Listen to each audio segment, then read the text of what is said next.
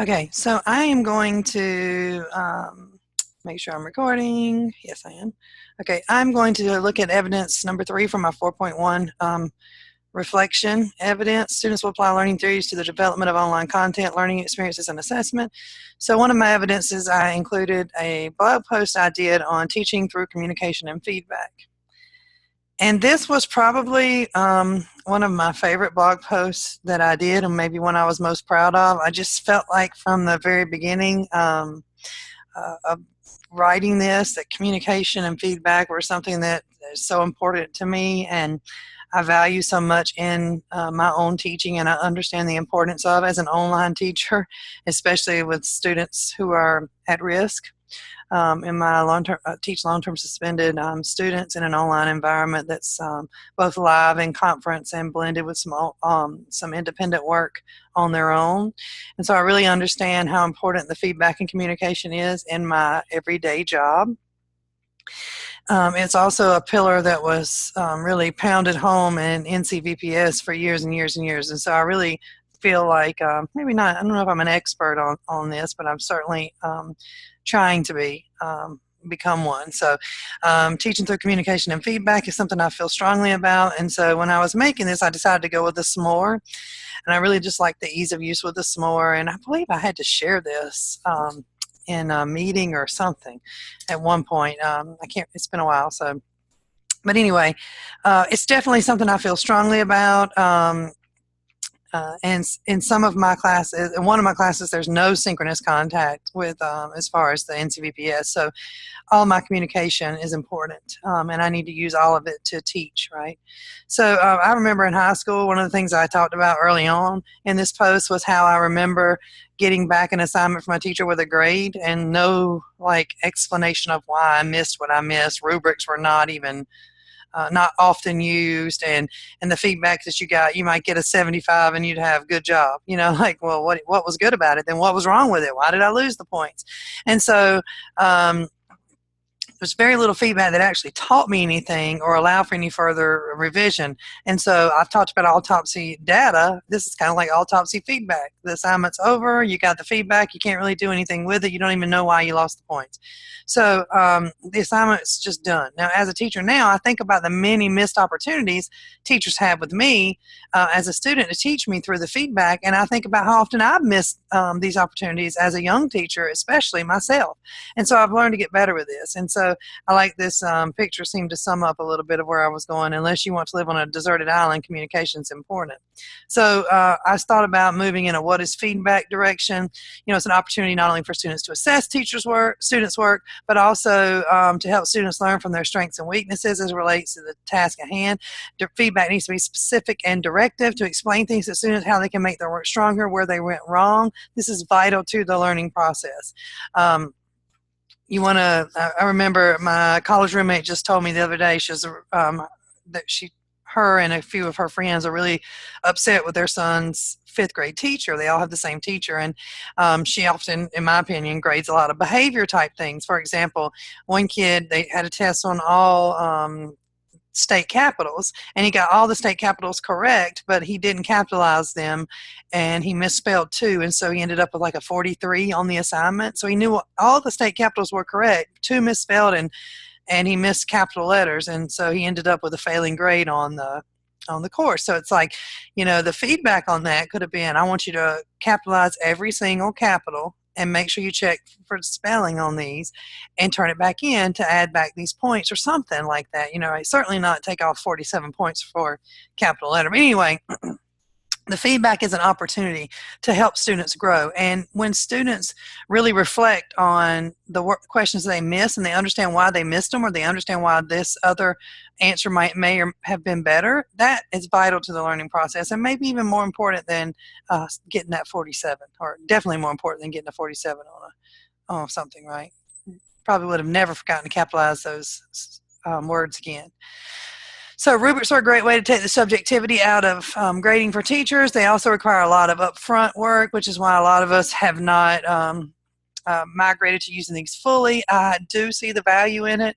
I really do. I love being able to look at a rubric for an assignment that I submit, and I believe, I'm a believer. I know how important they are, and I'm trying to add more rubrics into my unit assessments as a starting point for my course.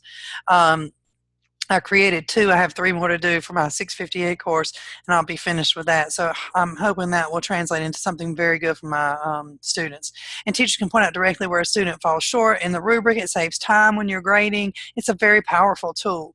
And so the research actually supports that the feedback has to be timely as well. Some research even suggests that timely feedback is more important than quality feedback. I would argue that both need to be done in tandem, but honoring and valuing a student's work is really important. So if you say you're going to respond within 24 hours, then you need to respond within 24 hours. If you say within 48 hours, stick to that, or at least communicate with the student and let them know you're not going to be able to reply immediately. If they honor the deadline and get the work in and do the work, you need to honor that work by paying attention to it and engaging with it and providing feedback that shows that it wasn't just a box you clicked, like you really took the time to genuinely look at the student's work. It's also about more than just the lesson or the content feedback. Feedback can be about anything from the delivery effectiveness of the pedagogical choice to how a student feels emotionally in the classroom. So good teachers constantly elicit feedback from their students throughout the duration of the class, throughout the duration of the course, and use that to modify and change their direction. So it doesn't always have to take a long time. I found this video called The Fist to Five on a great way to gauge how students are doing. And so this teacher in particular, she would ask her students, okay, on a scale of 1 to 5, 5 being you've mastered this completely, hold up your hand, 1, 2, 3, 4, 5. 1, you need some more support, you don't get it at all. 2, you kind of have it. 3, I'm okay. 4, I've almost got it. And then 5, I could teach this to somebody else. And so the students would do that, and she could look around the room, and if she didn't see a lot of high fives, then she knew she needed to reteach or rework that. You could even, instead of, if students felt embarrassed to hold up their hand to admit that they don't understand, or you saw that students were kind of bandwagoning, pretending like they understood when they didn't, you could even do this anonymously in a Kahoot, where they do it on their cell phones, or you could do it on an exit ticket out the door. You know, there are lots of ways you could do this. Another important thing teaching through communication and feedback is to personalize the feedback for students. So feedback needs to be personalized and meaningful. A hard thing about teaching is that each student has individual needs and abilities, and teachers need to account for that with regards to lesson planning, teaching, course design, structure, content, and also in giving feedback. So how do you do that? It's not easy. There's not a lot of time, extra time in a teacher's day, but the video I found here, Making It Meaningful, it was an in-depth way to providing individualized feedback to students, and strategies introduce teachers to connect with high achievers as well as those who need more instruction. A lot of time, the thing about this video that really appealed to me is that a lot of times teachers spend a lot of time on students who aren't getting it and are not really growing or enriching or enhancing or stretching those high flyers. And so this video spoke to me because it talked about ways to avoid being like good job, like be very specific in what you liked about a student's work. Tell them how they could take it one step further to make it a little bit better, to tweak it from good to better, right? From better to best. And so I really liked that video, but it does need to be personal, and it needs to be meaningful to the student. If you know that student understood misunderstood the question, and the answer that they provided to the question they thought they were answering was strong, then you need to say that. You need to be very specific. So how do I provide effective individualized feedback online? I gave 3 examples here. The first one is a Toon-Do. So use a cartoon to basically go over a difficult concept for students. This is great because it can save time. So you can include this Toon-Do here on the, I think I can't even see this one now, but I don't know if it was on the prepositions. I believe it was something to do with prepositions. And so that was a way for me to teach the concept of about prepositions quickly, because a lot of students were missing the question dealing with preposition or the application of prepositions. Vokies are a great way to send audio feedback, and so you can personalize it directly to the student, or you can just even hearing your voice can make it personal. So maybe you use a Vokie to send audio feedback, reviewing a key concept, and if it's a key concept that a lot of students are missing, you make that one Vokie, and you can type some personal, add their name in and stuff. But the Vokie is your voice going over what was missed and you explaining it to them, reteaching it in a short, concise way. And then a Jing. And a Jing is basically, like what I'm doing now with a screenshot. I used to use Jing until I found Zoom. But you can record your voice and a click path. You can share your screen in the video and show students, not just tell them where they went wrong. Highlight, underline, retype, reteach, share a video, and record your thinking there. And again, if you do this on something that's a concept that a lot of students struggle with, you can save yourself some time by resharing that.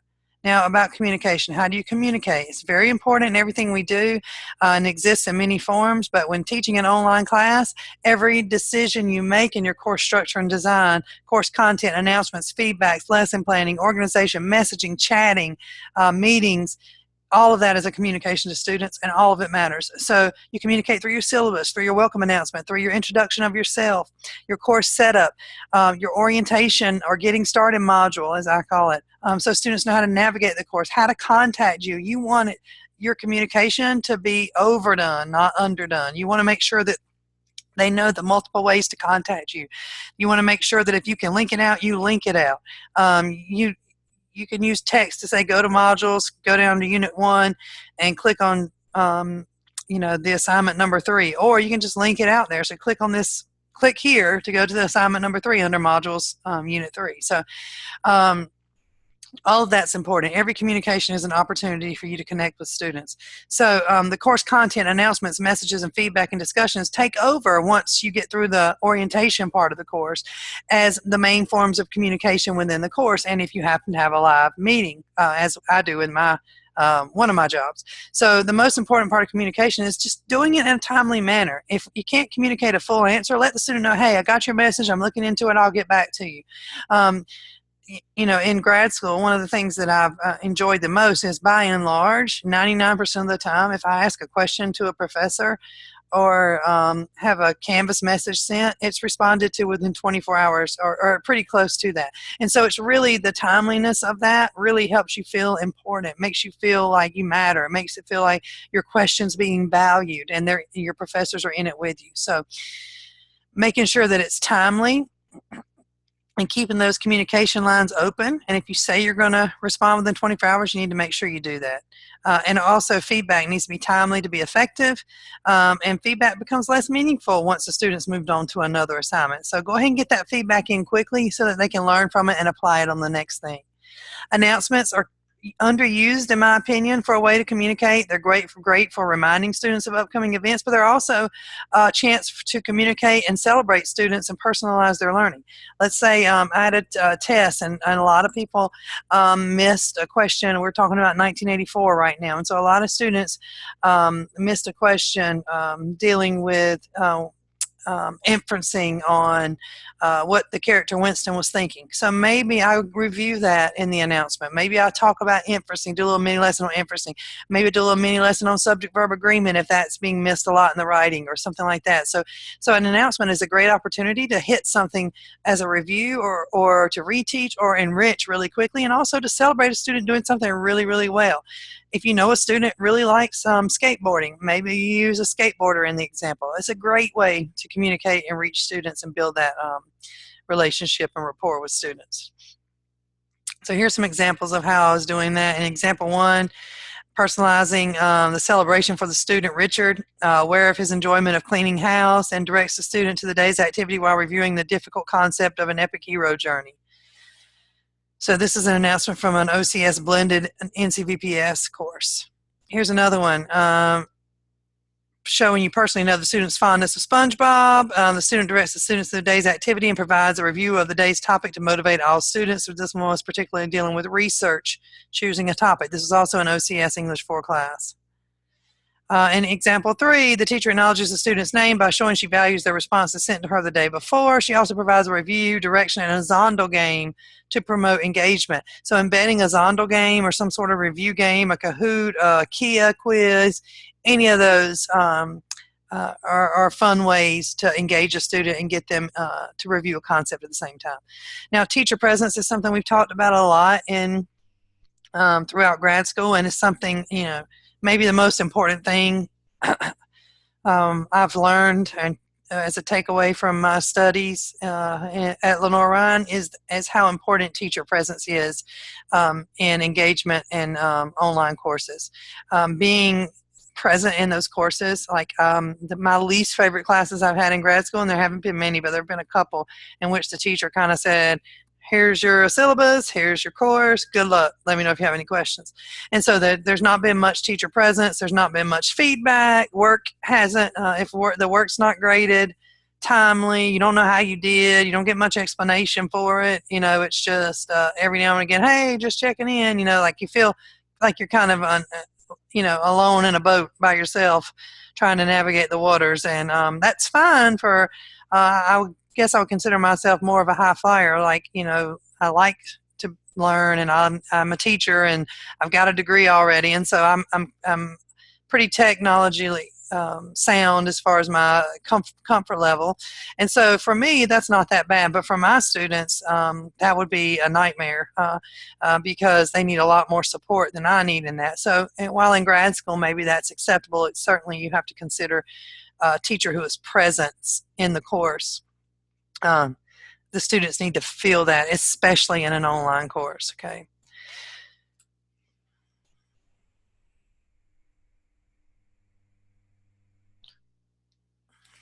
Students and teachers have to engage in the coursework, but more importantly with each other. That was a big, that statement there came from a study that I read about to write this post in my research. And it was the interaction and learning from each other is vital to students being successful in an online class. It was in an Australian Journal of Education and Technology, a study done by Wilson and Stacy, and it basically argues that the engagement between teacher and student is as important, if not more important, than engaging with the coursework. And for me, I've said this before in another reflection, but my students are at risk. They're not motivated by grades. They're long-term suspended, or they've dropped out. They're not motivated by consequences typically, like, you're going to get in trouble if you don't do this. A lot of them don't have a lot of support at home. They're dealing with a lot of adult problems outside of school that, make obstacles for them to complete their work. So sometimes the only thing that really motivates them is their relationship with me, and they know that I'm going to be there, and they know that I'm concerned. They know I'm invested in them, and so they return that investment by being invested in my course. And so it's really important to be present in classes and to develop that teacher-student rapport. Now, meaningful and timely feedback are essential to online learning and success. I looked at another study. It's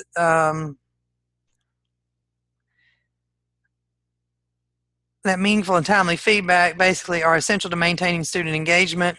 Also, open construction between instructor and students students are vital to success online. Fewer but more meaningful tasks was more effective than having a lot of work to do, and also a simple structure with clear direction is valued by students in an online class. Personalized feedback leads to engagement and builds a relationship. Again, I researched and found information on this, the connectedness that people feel between their themselves and their class or their teacher or their peers. A student who received personalized feedback became more satisfied and performed academically better than students who received collective feedback. And prior online experience only moderately predicted a student's satisfaction of performance. So really that personalized feedback and that teacher presence and that relationship was the biggest factor overall in students feeling happy or satisfied and their needs were met in an online class. Now, rubrics, they're great, right? Okay, so again, I told you in another reflection, I'm very much sold on the power of a rubric. I am going to dedicate more time in the spring to developing even more rubrics. I set a goal this time to get my unit assessments all with rubrics, and I'm going to try to use rubrics on a smaller scale. I really have kind of converted to that statement I read above about more meaningful tasks over quantity. So less quantity of tasks and more meaningful, smaller number of tasks as kind of where I'm leading to with my instruction.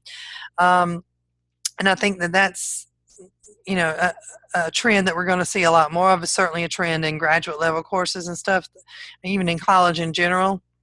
But it's really important to use a rubric, and so students can know exactly where they went wrong, where they did great, and how to revise and improve their work. Providing students with a clear understanding of what the expectations are for any assignment is beneficial. Rubrics are a good use of time to make sure students know in advance what will be assessed and what will be evaluated. Examples and models are also very beneficial. I've started adding in a model for my Music is Poetry project. Adding the model in of a song that I did helped improve student performance tenfold. Even though they couldn't use my same examples, it really helped them to see, you know, here's what I want you to do. Here's a good example of what I'm looking for. And so a less specific rubric allows for more discretion. So you need your rubric to be detailed enough to provide direction, but not so detailed that it limits creativity. So that's the fine line that I'm trying to master now. You know, in some cases, a rubric 4, 3, 2, 1, there's only one word, but excellent, strong, or good, poor, you know, like something like that is the only difference in the whole entire statement. And so I don't think that you can just click on the rubric score and that be it. I still think you have to provide a little bit of personalization and specification on what you mean. So one thing I know for sure, and this part was me at the end, I've been teaching 16 years and 11 years spent face-to-face. For the past 5 years, I've been teaching an exclusively synchronous online class and an exclusively asynchronous online class with VPS. So one thing I know for sure is that feedback and communication are vital to the success of any class. Without the visual and in-person cues of communication that we get in the face-to-face classroom, these are even more important online. So my appreciation for rubrics has grown. I'm trying to balance how detailed I want my rubrics to be so that they're more effective and not constraining as far as you know, making students afraid to be creative. I don't want to tell them what I want. I want them to have some freedom within the rubric, right? And it's something that students can even be a part of to help take ownership of their learning. I remember when Dr. Linton made us do that, create a rubric, and we struggled so bad with that. We could not agree. We didn't know. We were just kind of, you know, that really made me realize there how weak I was in developing rubrics. And so I'm trying really hard to strengthen that so that I can use those more effectively. And as technology grows, so must our teacher toolbox. We must evolve and pay close attention to the research so we can be the best that we be. We're all works in progress, and that's okay. And there's my references.